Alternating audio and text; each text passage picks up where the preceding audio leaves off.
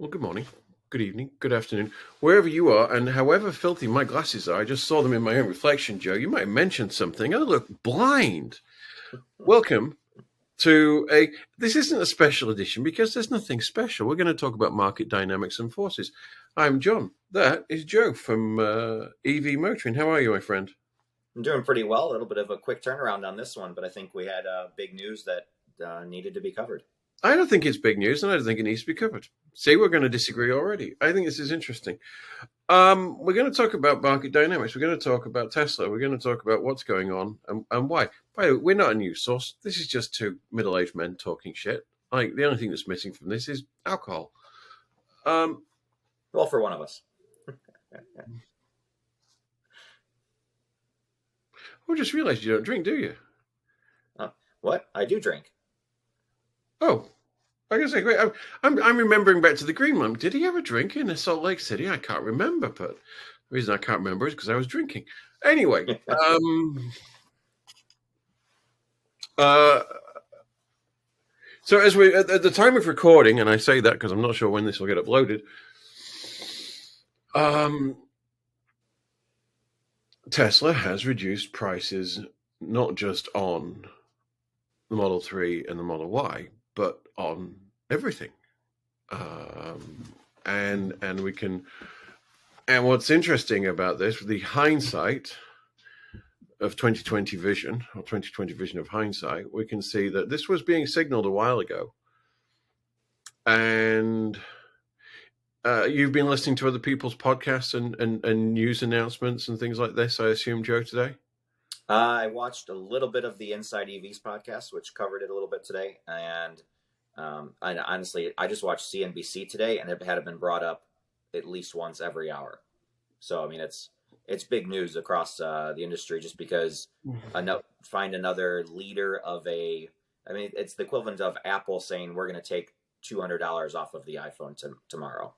It's not even that, Joe, but we're going to actually use the data. And that's what people haven't been doing, or they've been using it subjectively. And I apologize to our listener. I have to blow my nose. I do apologize.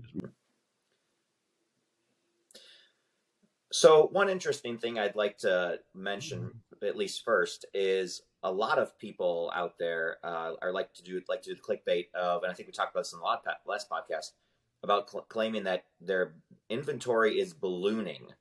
And technically, it might be ballooning in relation to Tesla because typically there's almost no inventory in Tesla. And now, as we look right now, there's 380 Model 3s and 475 Model Ys, and I'll bet you almost all of them are over $55,000. That's been what I've noticed in the inventory that's still sitting around. But with that said, why don't we look at Ford and GM and think about how many vehicles they have sitting on their dealers' lots around the country? This couple thousand Teslas isn't even a drop in the bucket compared to how many cars from other automakers are actually sitting around the country. Yeah. I mean, this is what is so frustrating. This was my point, Joe, is the lack of objective reporting. The difference between, so let me think, Tesla, Rivian, who else is direct to market? Tesla, Rivian. Lucid and Fisker, Lucid. I think, will be, right? Fisker-ish. Yeah. TBA. Tesla reports its numbers in two ways. They say we sold this many, which was 400 and odd thousand for the last quarter, 430 odd thousand. We delivered 400 and there were X number in transit. Tesla doesn't count the vehicle as being off its books until you, as a owner, have sat in it and registered it. That's the transaction point. Not the date you put in an order, not the date the wire transfer happened. No, it's the date you sit in and sign, ironically, your software user agreement, which is why they have such large margins. You're buying a computer that has wheels. And I say this because, their historic inventory levels have been very low. But also they peak and trough because that's why they have the mad rush to get them out at the end of every quarter. Before Shanghai, before Berlin were online, they would export at the beginning of the quarter, because that, those vehicles have to go further to get into people's hands. And so they've always had this trend. But the idea that having, I just was looking at the numbers a few minutes ago. Let's just go to, so we're absolutely, this data, by the way, is coming from EVCPO, which scrapes Tesla's inventory. And one thing we should highlight too, as of the filming of this, the $7,500 credit that Tesla is, claiming you'll receive now is only through vehicles in March. Now, no, is that the end of February, or does that include March? I'm not. No, it's up to the last day of March. Well, actually, it's up until so I heard a different version of this. Technically, it's up until the endpoint revision date of that document, which is the 31st of March. However, correct, right, the Treasury Department could choose to push it off again if they change it beforehand. Then there's a consultation period. I believe there is essentially 7 to 10 days. But as you said, Joe, as of this moment, right now there are in the United States of America 381 Model 3s new. Probably a few less than that because this is only updated every couple of hours. Model Ys is there's 475. So let's be clear on this. They shipped 400,000, nearly 450,000 vehicles last quarter. And you think they have an inventory problem because they've got 1,000 of these in stock right now? And so if I actually go to Tesla's website and do just the 200 miles, around where I live, there is 9 Model 3 rear-wheel drive, so like my vehicle, the LFP battery, short standard range, and then all of the rest of them are over $55,000. And if I go to Model Y, I'm pretty sure, I'll just double check really quick.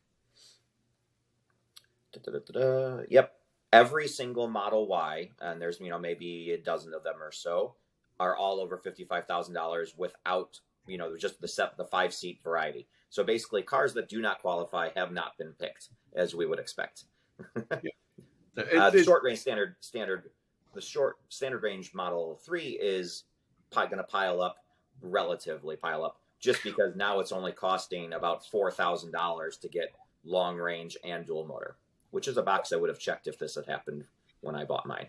Well, you've answered the question that I was going to ask you, my friend. But as we sit here right now, I mean, those performance at the end of the quarter, theoretically, the standard range would actually lose half of its credit because the battery is made in China.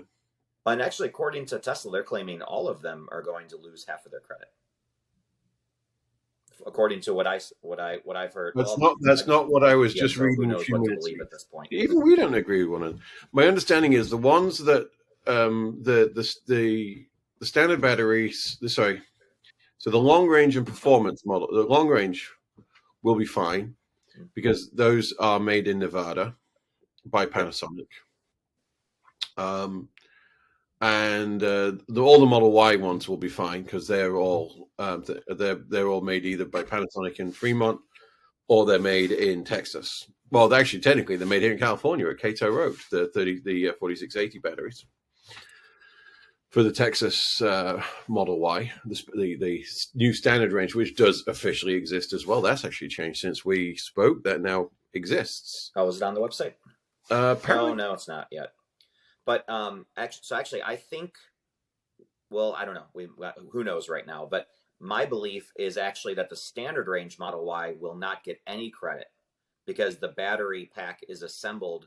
Not only does it have minerals, most of the minerals from China, it's actually assembled in China and then shipped over here, is my understanding. No. The LFP battery pack. The LFP doesn't go into a Model Y.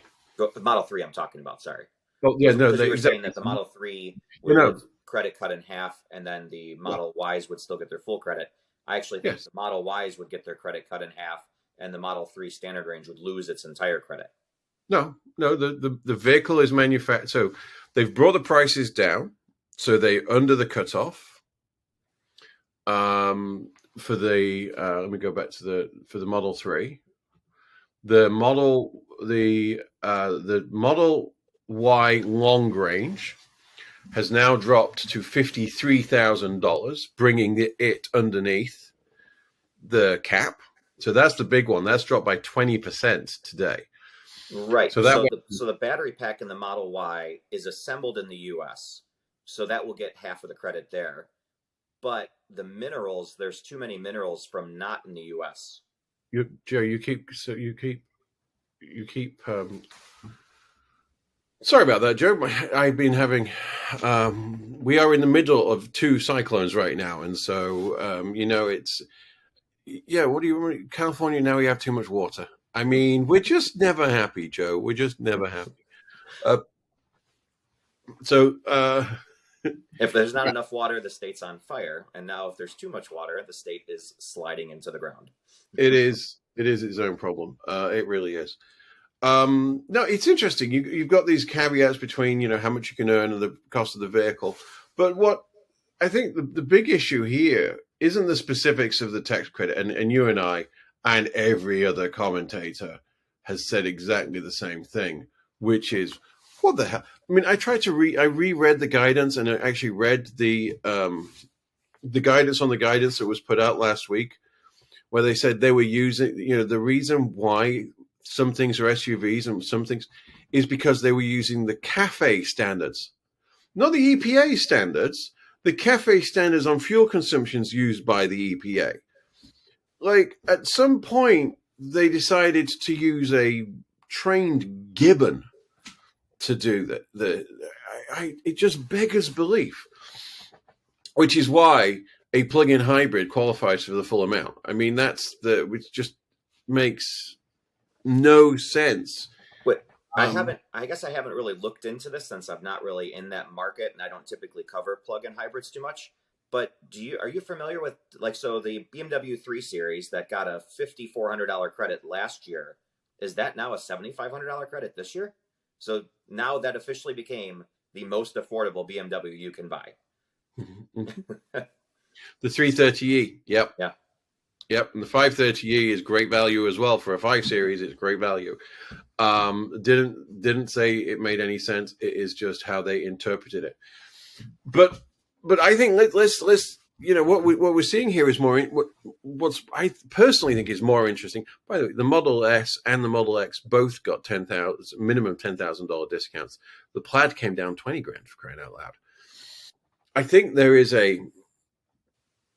what this is a lesson, and I say this with love, Joe. I'm old and ugly. Like I didn't realize there was just over half your lifetime difference in our ages.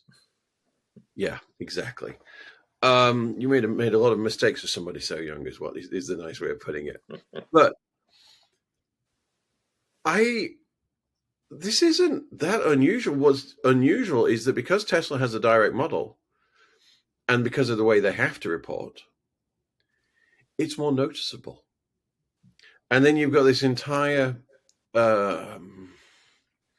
legion of Tesla's Elon Teslarati. I'm not going after the publication. I'm going after the thinking.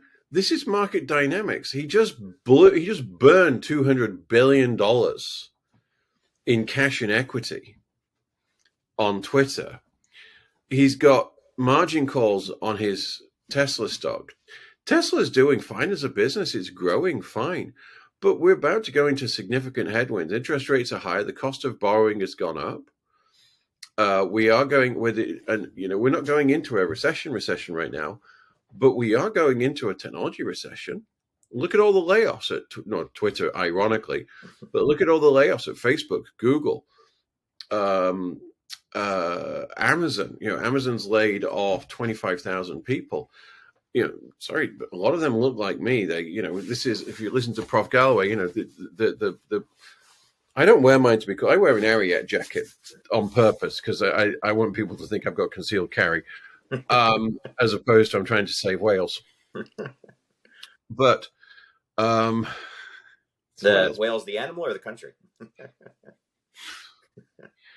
You don't have to worry about the country. Seriously, the women are so hairy. I again, to our listener in Wales, I'm from Halifax. I have no, I have nothing. I have no stake in this. But this is market dynamics. Yeah, and this is also means that the legislation and the investment, because that tax credit is an investment. That's the government saying this is the direction of travel we want you as an organization and as human beings, as taxpayers, to go in. And this is the market responding.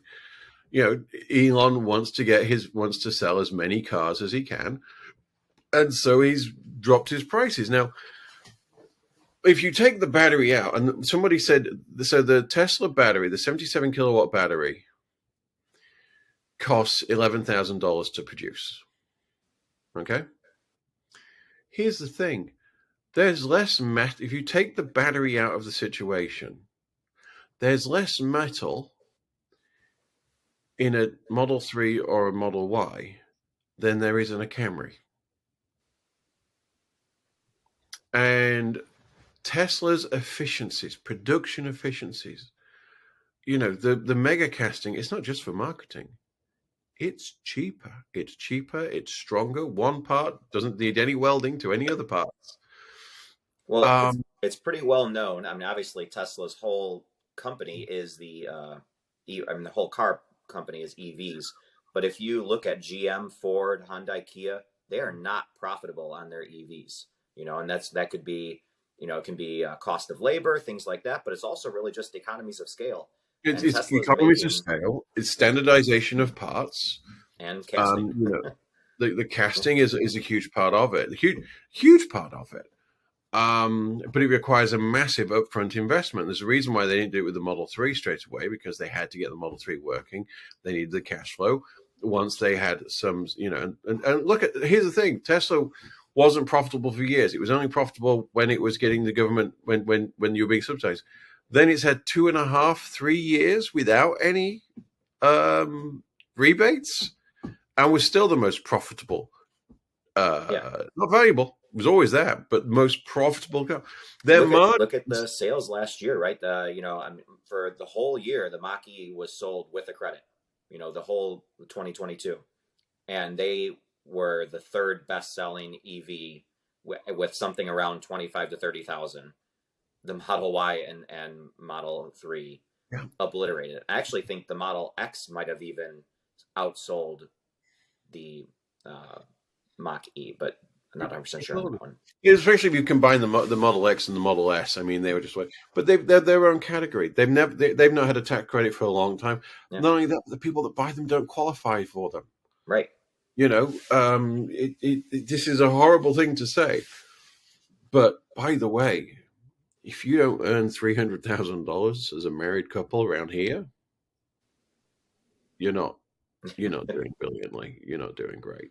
Your kid's going to a regular school. Your kids, arguably shouldn't be looking at a Model X if you don't earn that much either. Well, I know how ridiculous. Look, Joe, I'm still the guy that used to work on a farm and use his hands for a living. I still find it crazy, the situation I find myself in where I live, but that's the reality of it. But this is the market doing its job. The government said we'll put money into this, and they have responded. They've dropped the Model 3 standard range by 6.5%, so that it qualifies. So now, after the tax credit, excluding any other options, you can take that car for $36,490, which is how much does that compare to what you paid 3 weeks ago, Joe? I paid 41. Wait, so what was the number you came up with? After the credit, after the federal credit, I'm not including the state one. Right. So after the state, it brings the price to $36,490. Right. So mine had 2,000 options, and I paid 41. So John, so 3,000. So Joe blew $3,000. Yeah. However, I actually did the math today because I was ready for this. So I also got $1,600 extra off for finding a demo model, which can be found in theory today. Yes. I saved $600 on sales tax by taking the credit as cash on the hood that I was able to do last year, as well as financing at 5.25%, which is the preferred financing, not guaranteed for everyone. Just do simple math of put 5.25% on the $7,500 credit as well, and that's another few $100. So I only threw away $1,000 in my mind. The Model 3 Performance has come down by $9,000. That's the one I would have gotten. So, and let's be clear, all that has got is slightly uprated. It's actually got the same brakes. They just paint them. We found out recently. They just put a plastic clip on the back. So it's exactly the same car, but with different software. Same motors, just the motors are optimized. So that's done its job. So that now comes down. I also really like that they brought the price down enough that you can still choose a paint color or choose the white interior if you want, and it doesn't become a $7,000 white interior. Yeah. Again, that's that MSRP, because it's got to come in under the MSRP with that trim. Yep. It makes perfect sense. Does it cost them $1,000 to paint it a different color? No. The standout one for me, though, is the Model Y long range. They took $13,000 off that to bring it in under $55,000. It comes in, it starts at $52,990. So yeah, you got to keep it under 55. That allows you to, put either bigger tires or thing. Yeah, and if color, you any of that stuff. Or add a color. The thing that I have, I don't feel guilty because, if these people aren't doing their research, then they missed out. So anyone that took delivery last week, they should have known better that with a little bit of research, you knew something was maybe happening. But those people will be spending the next 2 years of their life paying off the $20,000 more that they just paid for the car. It sucks. What is interesting is because it qualifies at the 80,000 level, if you spec a Model Y with the 7 seats now, they did add $1,000 to the extra seats option. Yeah. So I don't blame them for that. I understand it. And, it's market dynamics. They're still going to be profitable if they shift the same kind of numbers. Elon said he was willing to reduce margins. Here's the thing. As soon as people start buying that software, subscribing for FSD, they're going to start taking money back. I know how we capitalize software costs, and it's all margin. Well, and that's another lever, right? They can raise the $10 a month for connectivity that I pay. They can raise it to 15 or 20. And you know what? I still want traffic and streaming in my car, and so I'm going to pay it. There's ways. Tesla has ways to pull more leverage. Well, you know what, Joe? We're going to leave that for another episode because right now outside. Good point. Is Good point. We did discuss this at one point. We did. And not only that, but right now outside is a Model 3 standard range. So as I'm updating my listener, because if they might have seen the video I put out on my channel, I was talking about I'm doing this run over the holiday weekend up to Seattle. And I didn't really want to trust the EA network. Given a choice between trusting EA network or congestion on the Tesla network and the middle of these winter storms, Tesla won. Plus, I don't mind giving $300 to Hertz to put 1,800 miles on one of their vehicles. I'm very nice like that. Here's a question. Actually, I'm genuinely shocked that Tesla has not a lever that they have not pulled yet. My understanding is that all of the Model 3s are built the same. In other words, that my car has about 10 speakers that are software turned off in it. And I cannot believe at this point, 5 years later, that they have not allowed a over-the-air update for, say, call it $1,000. The amount of people that would check that box because they want the immersive audio package. But what do we know? That was my point, my friend. I picked up this car from Hertz at the airport. I cannot access the car via the app. Mm-hmm. I have no app access, not even guest access. There's no Wi-Fi. So right now I'm doing a software. The car's getting a software update, and it's using the Wi-Fi in the house to do that while we're actually recording this. And yeah, I have questions. I need to talk to you after the podcast about how to do something because my phone's being weird.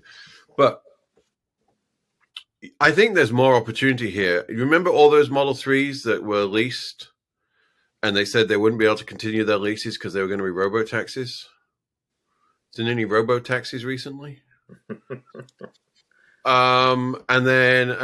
were thoughts that occurred to me over the last 48 hours. So Hertz have bought 100,000 Model Ys and Model 3s. So there's opportunity there for Tesla to sell its services. So this doesn't come with full self-driving. But would I pay, I don't know, $6 to $10 a day? Right, just like we used to have to pay to get a Garmin GPS in our rental car way back when.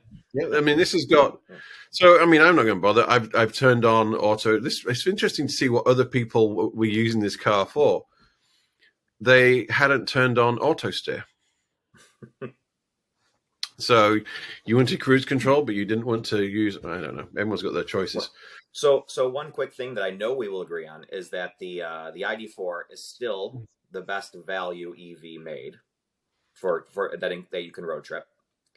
But now these price drops certainly impact. We go from August when I bought my Polestar 2 at $51,000 and got a tax credit on it, so effectively made my dual motor car $44,000, to now that car is it's gone up in price, so now it's $53,000 for that Polestar dual motor and no tax credit. And now we've brought Tesla with giant price cuts into the mix and a tax credit back on the table for them. It causes a very difficult buying decision. So you have to really dislike Tesla if you go home with the Polestar for $10,000 more and less range and electrify America, in my opinion. I will say that right now,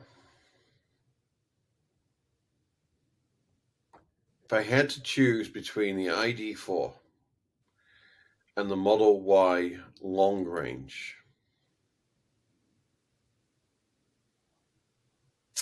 yeah, that would be difficult. The base model ID4 really has the price win still. But once the base model, if I was going for the regular 77 kilowatt one, yeah, I would still go for the ID4 because of the shape of the vehicle. Because the ID4 is just so much more practical. Yeah, and a couple $1,000 of free charging that we essentially accumulate with the ID4. I don't care. I've never factored that in because it's so. I do factor in, and I don't road trip every day, and I rented the Model Y. I rented the Tesla this weekend, and I'm going to have to pay for supercharging. Which, by the way, it's not cheap. Nope. No, it's 45. It's 45. It's time of use, at least around here. It's time. Yeah. What's crazy about it is, we're so used to EA just being this price fixed thing, that if I'm in Illinois, this is the rate I'm paying. Well, I was thumbing around in my Tesla looking at the supercharger. I'm like, okay, the Meijer that I go grocery shopping at is 36 cents all day long. But then a Woodman's grocery store that I have by me is 42 during peak hours and 26 off peak. And I'm like, I didn't think that this is the gas situation all over again. That now I need to shop for my electrons. I think that but it makes sense, and it's about load on the network, yeah, and it's the same thing in California. Apparently, and I remember somebody saying, so yeah, the Target, the 72 kilowatt ones at Target superchargers, those have got better prices, but part of that is subsidized by Target. Oh, okay. So anyway, on that bombshell, those were our thoughts. We're going to post this video to my channel, but still go and look at his channel at EV Motoring. We're also going to put it on the podcast, and we'll get back to. So one thing I want to mention that we start keeping track of now is it had been relatively difficult to track down an Ioniq 5 and some of these other EVs out there. I want to see what happens do they start getting in this price war, or do they just kind of stay aside and kind of hope that and let their inventory balloon a little bit, or will their inventory not balloon because enough people will just want their cars still? But that'll be the ID4 went up $1,500 a few days ago. Let's see what happens. Yeah. Let's see what happens. Whatever does happen, you can be sure that we will talk about it because, what else we got to do? Exactly. Joe, thanks as ever. Take care until next time and have a safe road trip. Yeah. Thank you, my friend. Speak to you soon.